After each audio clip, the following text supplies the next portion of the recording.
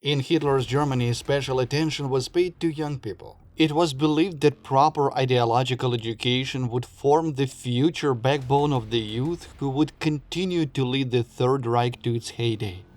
In order to bring this matter to a common denominator, several Nazi youth organizations were created. The most famous, of course, was the Hitler Youth. However, it included only male teenagers. For girls, additional youth organizations were established.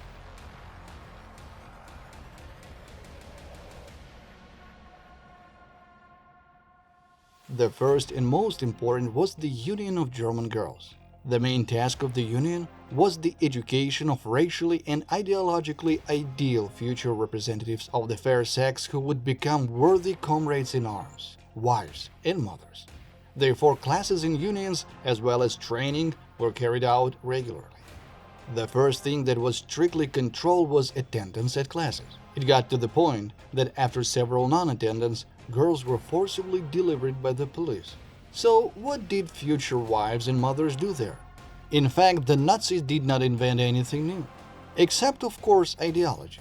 Girls were taught home needlework and were constantly ideologically indoctrinated about the superiority of the Aryan race and the chosenness of Germany and its beloved Führer Adolf Hitler.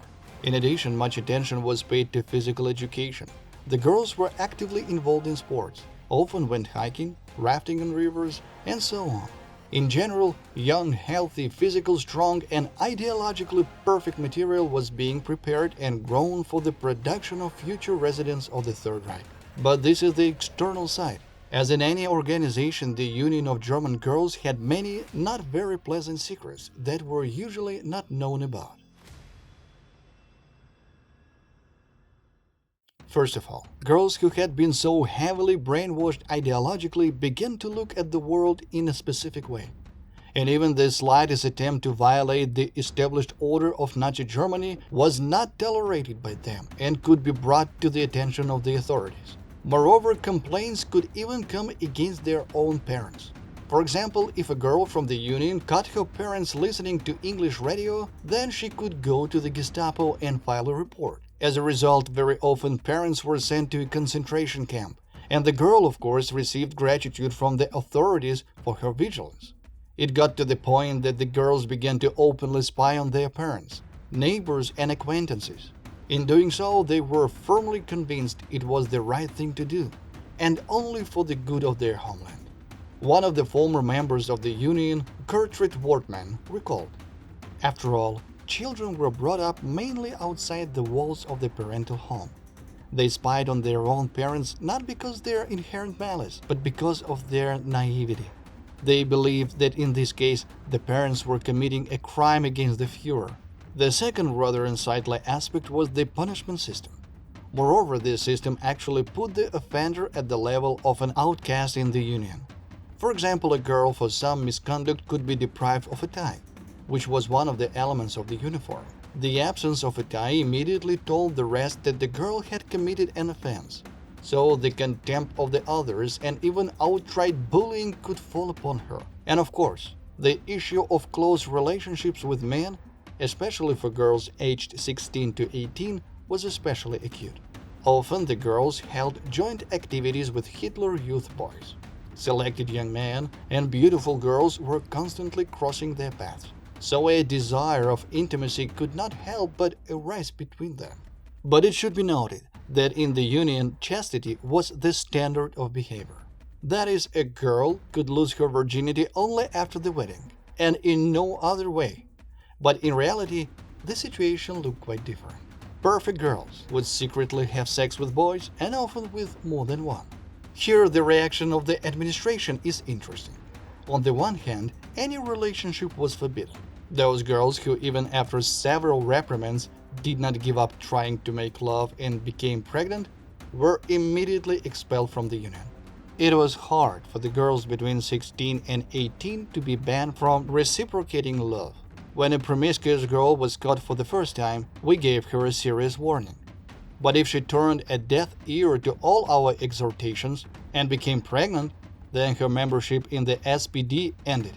There have been such cases. However, official Nazi propaganda was more than loyal to pregnancy.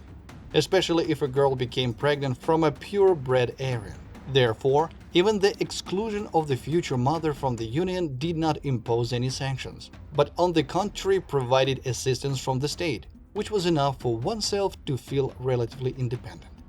In fact, unofficially, the leadership only welcomed extramarital affairs between girls from the Union and young guys from the Hitler Youth, or even distinguished sons of the Reich, officers, soldiers, and so on.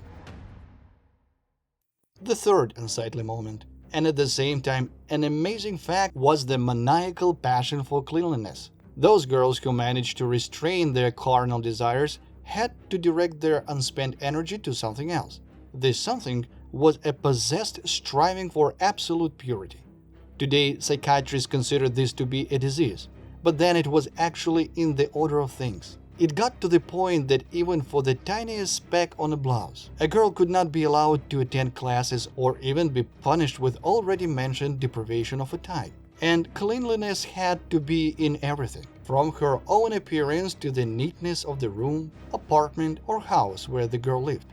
Along with the cleanliness, other requirements were the absence of any jewelry, the rejection of cosmetics, and there is no need to even mention bad habits. The smoking girl from the Union was considered as incredible an event as the appearance of a dinosaur on an Eiffel Tower.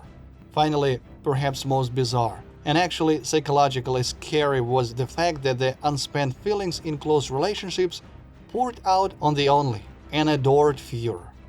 Many hundreds and thousands of girls from the Union bombarded Hitler's chancellery with letters declaring their love. Moreover, the girls not only expressed their feelings, but also openly offered themselves as mother for the future child of the Führer. The mere thought that you cannot have children makes me restless. The Führer was called the Beloved, the Only, Adored. For the sake of fairness, it must be said that the office meticulously gave a standard answer to each such letter, and also created and maintained a file of senders. If the number of letters from one of the girls began to exceed certain allowable limits, then oddly enough, the file went from the office to the police. Certain measures were taken after that. Either preventive conversation was held, or even the unfortunate woman could be sent for treatment to a psychiatric hospital. Along with expression of feeling of love for the Führer, there was also a desire to see him. Many hundreds and thousands of girls often came to the city of Berchtesgaden. And then, on the foot, the pilgrim girls went to the Berghof, where the so-called mountain residence of Hitler was located. There the girls froze at the foot of the mountain and looked forward to the appearance of their adored Führer. A former member of the Union, Anna Maria Emmeler, after the war recalled how Hitler appeared to the group of such girls. "We chanted in unison, 'Dear Chief, would you be so kind as to look out the window for a moment?' And when we yelled enough, he really looked out.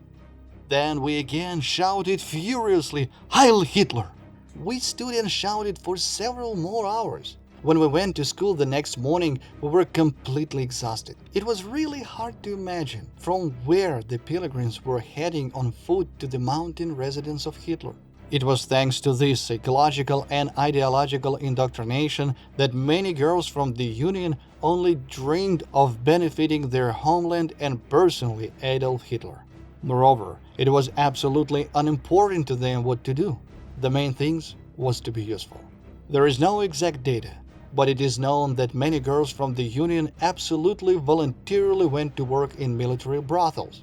The very fact of such a decision today can only shock, and the reason was not in a difficult financial situation, but in the passion to be useful. Finally, the most terrible consequence and close topic is that often girls from the Union voluntarily went to work in the SS, security service, or the concentration camp system. Germany needed people, so they were there and ready to serve. If you look carefully at the biographies of many of the most terrible guards, it turns out that some went through a good school in the Union of German Girls.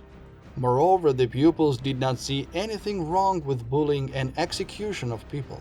If their fatherland needed it, then it was fair and should be so. And enough has been said about what the former pupils of the Union did in the concentration camps. By the way, after the war, The girls openly declared that the time in the Union was the happiest in their lives.